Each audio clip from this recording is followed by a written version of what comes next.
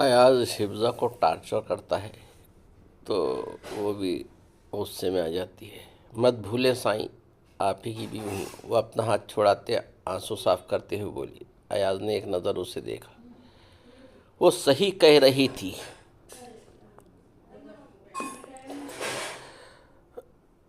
वो क्यों तोल रहा था एक ही नज़र से सब। अगर समरीन बेगम ने गलत किया तो ज़रूरी नहीं था कि उसकी सज़ा हिफ्ज़ा को दी जाए, लेकिन जो खौफ उसे खोने का था वो कैसे समझाता उसे। वो तभी तो उखड़ा रहता था और तभी उस पर रौब जमाता था कि वो कहीं उसे छोड़ न जाए, लेकिन वो शायद बहुत गलत करता जा रहा था। इस नाजुक जान के साथ वो बग़ैर कुछ बोले पलटा था। हिफ्ज़ा के रोने में शिद्दत आई थी। अयाज के कदम थमे थे। वो नीचे बैठती गई। रुख दूसरी जानिब था, वरना पता लग जाता कि वो गया था या नहीं। या अल्लाह, मेरी मुश्किल हल कर। आखिर क्यों वो मेरे साथ ऐसा कर रहे हैं? मुझे तो मोहब्बत है उनसे। मेरा क्या कसूर है? अगर मम्मा ने बाबा को छोड़ा तो मेरा क्या कसूर? प्लीज़ उनका दिल साफ़ कर दो। मैं हर बात मानूंगी, प्लीज़। वो रोते हुए फरियाद कर रही थी अपने मालिक से, जबकि वो बेहिसी दिखाते आगे बढ़ा और पलटना चाहता था, लेकिन लब भिज गया और वापस पलट गया था। हिफ्ज़ा को वहीं छोड़े। रात के खाने पर वो खामोशी से खाना खा रही थी जब अयाज की आवाज़ गूंजी थी। पढ़ाई कैसी जा रही है? वो आम से लहजे में बोला तो हिफ्ज़ा को दोपहर उसके साथ हुई बातें याद आई थी। अच्छी, वो एक लफ्ज़ी बोली थी जिस पर अयाज ने एक नज़र इसका सवागार हुस्न देखा था। आंखें रोने के बास लाल थीं। वो खामोश होकर रह गया था। वो कब इतना बेरहम हो गया था कि एक बेकसूर के साथ इतनी बेरुखी बरतता। वो लड़की जिसे वो बेहद चाहता था, वो क्यों इसे सज़ा देखकर ख़ुद को सज़ा दे रहा था? न जाने क्यों। हम कॉलेज का कोई मसला तो नहीं? वो फिर से बोला। यह हकीकत में वो इससे बात करना चाहता था। नहीं, वो फिर आहिस्ता आवाज़ में एक लफ्ज़ी हिस्सा बोली थी। अयाज ने बगौर उसे देखा था, ठंडी आह भरी। हिफ्ज़ा, मेरी बात सुनो। वो इसका रुख अपनी जानिब करवाते बोला था, जिस पर हिफ्ज़ा ने चौंक कर उसे देखा, शायद उस उम्मीद से कि इसकी बातों का असर हो रहा हो। मुझे तुमसे नफ़रत नहीं है, वो बस इतना ही बोला था, फिर उठकर चला गया। हिफ्ज़ा ने उसे जाते क्या देखा था। अगर वो इसे कह देता कि उससे मोहब्बत करता है। हिफ्ज़ा ने कपड़े नहीं निकाले थे। सुबह उठते वो फ्रेश होने के बाद कमरे में कपड़े देखता बोला। हमेशा हिफ्ज़ा ही उसके कपड़े निकालकर सुबह ही नीचे चली जाती थी। बस 2 मिनट के लिए इसके रूम में आती थी, वो भी तब जब वो ख्वाब खरगोश के मज़े ले रहा होता। मुलाज़मे को अपने कमरे में आता देखकर बोला था, नहीं साहब जी, वो बीबी जी तो सुबह सुबह ड्राइवर के साथ चली गई कॉलेज। मुलाज़िमा आहिस्ता आवाज़ में बोली तो अयाज ने संजीदा अंदाज में सर हिलाते उसे जाने को बोला था। उसकी बातें जो वो कल बोल चुकी थी कानों में गूंजने लगी थी। वो क्यों कबूल नहीं कर लेता कि इसकी बीवी इसकी सांसों में बसती है? एक बार इस पर यकीन तो कर लेता। ज़रूरी था कि वो यूं बेबुनियाद झूठी नफ़रत का बोझ उठाकर चले और इस पर डाले। शुरू से जिसके साथ खेलकर बड़ा हुआ, जैसे चाहा उससे ये सब नफ़रत करना आसान थोड़ी था। वो सही बोल रही थी।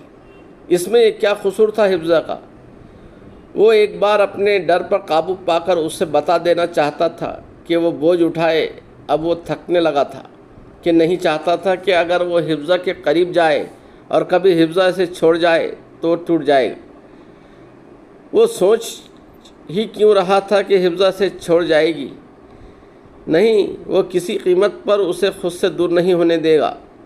लेकिन अब वो शायद उससे नाराज़ थी, तभी यूं ही चली गई इतनी जल्दी, वरना उसके साथ नाश्ता करके वो कॉलेज जाती थी। इसके तो कई गम उसके साथ थे ना। अयाज तो गुस्सा निकाल लेता था इस पर, लेकिन वो किसे बोलती थी? अयाज को अफसोस हुआ था।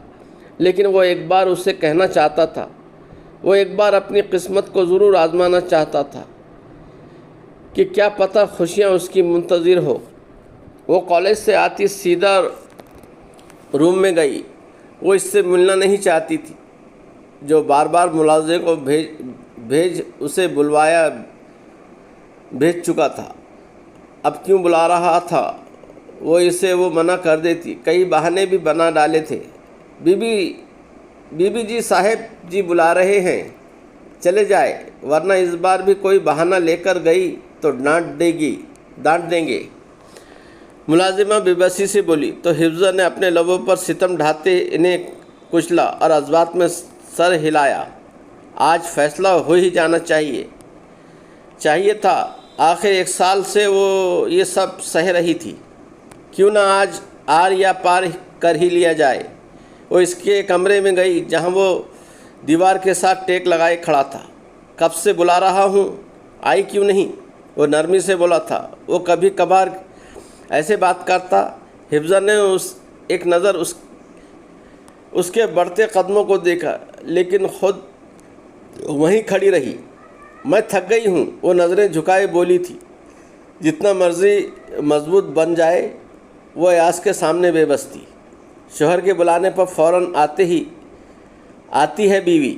वो एक पल के लिए उसे शॉक कर गया, लेकिन वो संजीदा थी। 1 साल में बस कभी कभार शोहर होना आपको याद आता है ना साईं। वो बरहमी से तने नुकुश लिए बोली थी, जिस पर वो खामोश हो गया था, लेकिन वो अब बोलना चाहता था। याद आ तो जाता है ना, वरना आप याद करवा देती। वो मध्यम आवाज़ में बोला कि हिफ्ज़ा ने नम आँखों से उसे देखा था। वो अभी भी गलती मानने को तैयार नहीं था।